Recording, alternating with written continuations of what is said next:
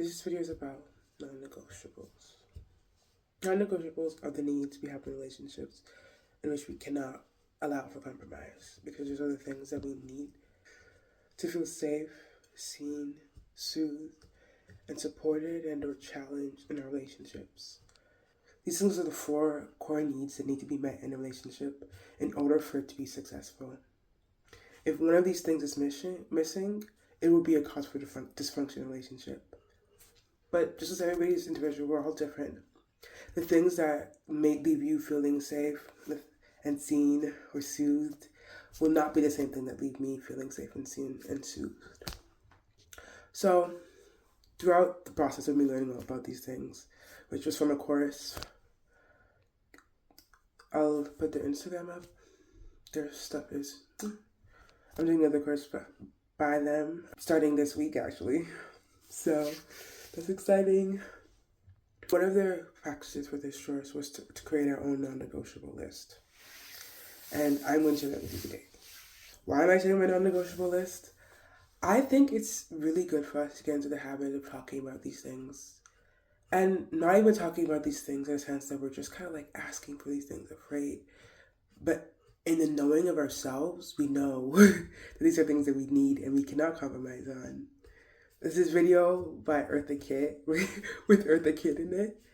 And an interviewer asked her about compromise, and she laughs for like so dramatically for like 10 minutes. 10 minutes is exaggeration, but... And she's like, what is compromise in a relationship? If you can't give me what I need, then on to the next person. To compromise within a relationship? To compromise? What is compromising? Compromising for what? Compromising for what reason? To compromise for what? To compromise. What is compromise? If a man came into your life, wouldn't you want to compromise? Stupid. A man comes into my life and I have to compromise? You must think about that one again.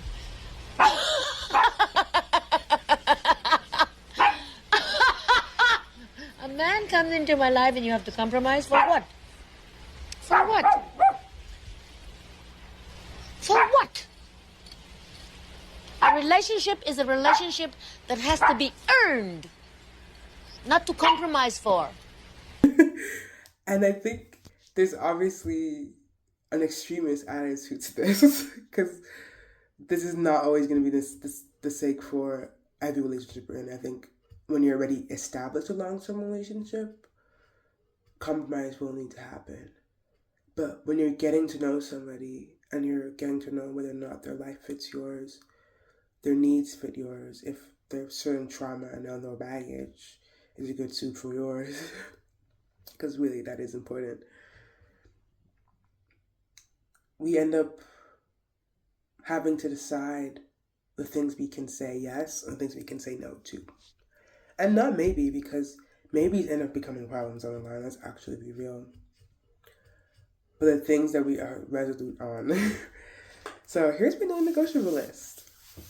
I think in making this, one thing that was very kind of disclaimed to us was that if you've ever had people-pleasing tendencies, which I definitely have, this idea of a non-negotiable list can feel a lot, because you're not used to really asking for things in relationships, or even expecting things to be met for you, because your outward manifestation of love, well, through the trauma you experience likely, is to focus on making other people feel loved. So asking for these things can be weird, which maybe is why I've had trouble talking about it. Who knows? But my list started off with a bunch of random stuff. Basically, with a bubble, those 4 core things I mentioned, and then we wrote around different wants we had in a relationship. The wants list, I kind of felt my feelings about that were kind of mixed, but overall, it was just it was kind of fun towards the end when I was just kind of writing whatever. Needs to be sexy. But at the end of it, I made a list beforehand. Then I kind of did exercise after. At the end of it, I kind of circled back to things. And even now I'm talking about it and actually living to my truth, there's things I have to change, which I realized this third time recording this. I was like, this is also non-negotiable of mine. I didn't really realize that, but it is. And a part of me feels a little bit ashamed asking for this because it feels like a shallow thing. But what's up with that one, actually? It's not my first non-negotiable. It's up the top of my list, but I guess we'll go from like least important to like the most important. So for least important, but still non-negotiable nonetheless, is taller than me / larger than me. I'm a large girl. I'm 5'11". I'm not. I'm almost 6 feet tall. 6 feet tall. I'm not frail by any means. And I feel like I have muscle. Like, I need to be with someone who's a little bit larger than me. I want to be able to also experience that, enjoy that, and feel like the experience of being small. That makes sense. I also want to wear heels without it being weird. And I've dated a lot of people that have been like significantly smaller than me, and I did enjoy that. But I also like the experience of feeling small. So I feel like that would be a fun thing to have with my partner. I think that's another reason why I enjoy large cities, like big trees and forests, because that feeling of being small, I almost feel like very existential of me, but almost makes me feel like I don't have to be so much. That me exactly as I am, as small as I am, walking around, like witnessing everything, it's like just fine, because it's nothing really if you actually think about it. So I feel like it takes this weight off you. And this was like a lot of my own anxieties and like probably childhood stuff around taking up space. But it's nice to feel small. And also, let's be real, if you like to tussle a little bit in the bedroom, I don't want to feel like I'm gonna like actually drop kick my partner and accidentally murder them. So, on to the next one. So number 5, I chose intellectual rigor. I want to feel stimulated. It sounds so freaky, but I want to feel like my mind is stimulated when I'm with my person. I want to feel like I'm learning something just by like you literally just existing. I want to feel like I'm learning something, and I want to feel like I'm learning something by connecting with you and talking to you about things, about your perspective on the world. I want to feel like my partner has something to show me, you know, and I want to be able to show them things. I want to be able to like discover new things together too. So I feel like someone who has that kind of mindset and is interested in their own like personal spiritual growth and development is really important to me because I recognize the fact that I'm going to be changing as a person throughout a lifetime, like so much. I want someone who's willing to change with me and grow with me into like what we're meant to be in this moment, you know, because we're constantly changing. Like nothing ever actually stays the same. This idea of sameness is literally an illusion. It's not real. So, in recognizing that, there are people who swim with that, and people who choose to like to choose to actively fight against it and resist the wheel of time. Number 4 was consistency. For me, this idea of consistency is also likely, honestly, I'll be real, rooted in some of my own trauma. I've definitely had the experience with inconsistent caregivers and this anxiety that it brings me, which I know is my own wounds, it's my own wounding, so it's something I'll have to work on. It's something that stops me from feeling that feeling of safety in a relationship, which is key to trust as well too. I want to feel like I'm with someone who is consistent in showing up for our relationship, who's consistent in doing the things that they say, who creates time and space for the relationship repeatedly in a way that I can actually trust the fact that they will continue to do so. It's like if someone's wishy-washy with you, you're not gonna be able to trust them the same way you would. And I feel like that causes so much hindrance in terms of our ability to like deepen our relationships. So for number 3, we had what I wrote down was sexual satisfaction. overall, I think my sexuality plays a huge role in my life, like day to day. I I'm I feel like I've learned a lot about myself through my own personal work within my sexuality, and I want to feel like I'm with someone who matches me, who matches my needs, who I can also like explore with, because I like to be adventurous too.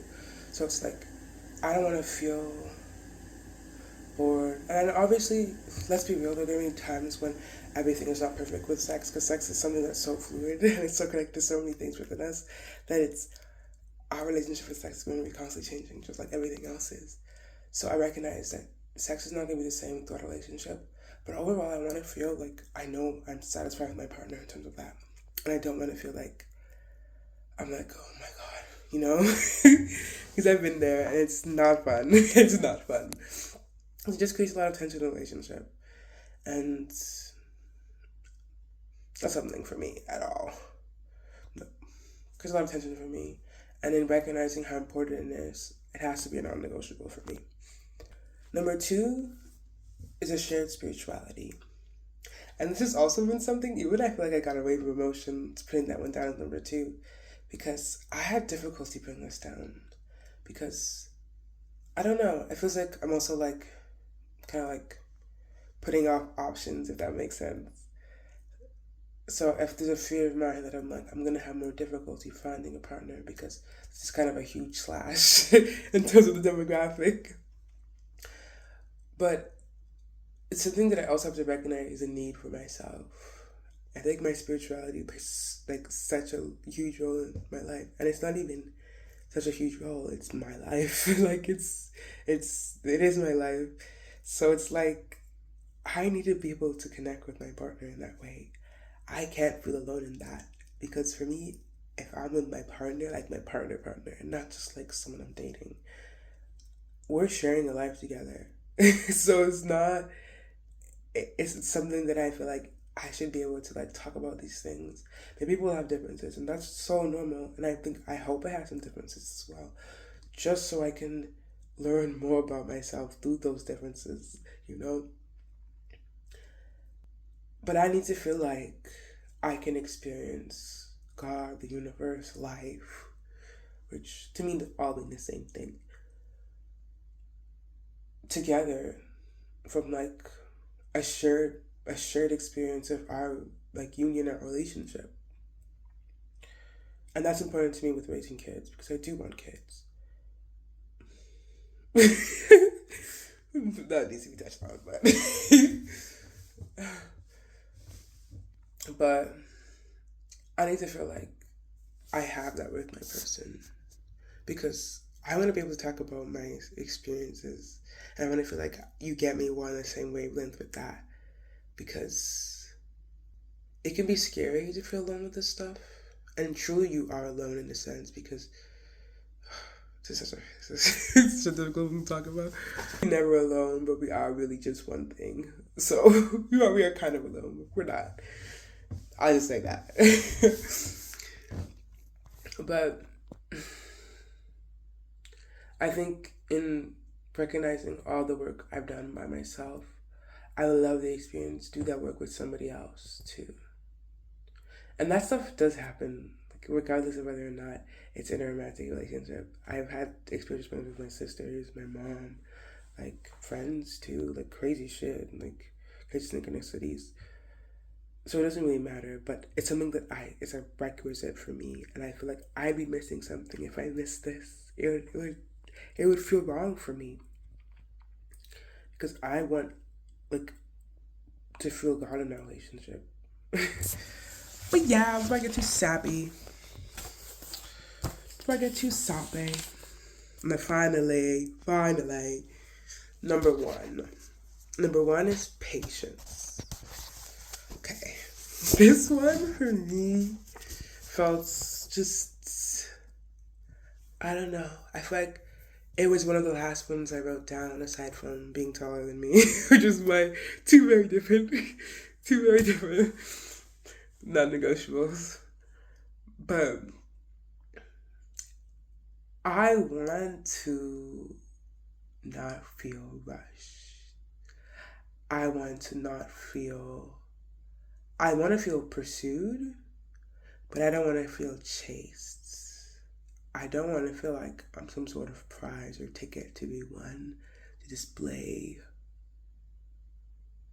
I want to feel like nurtured in someone's readiness to have me in their life. To me, that's just like the core of love, patience. It's like allowing another person to be exactly as they are in a moment. Patience is found through listening, just like simply listening to somebody.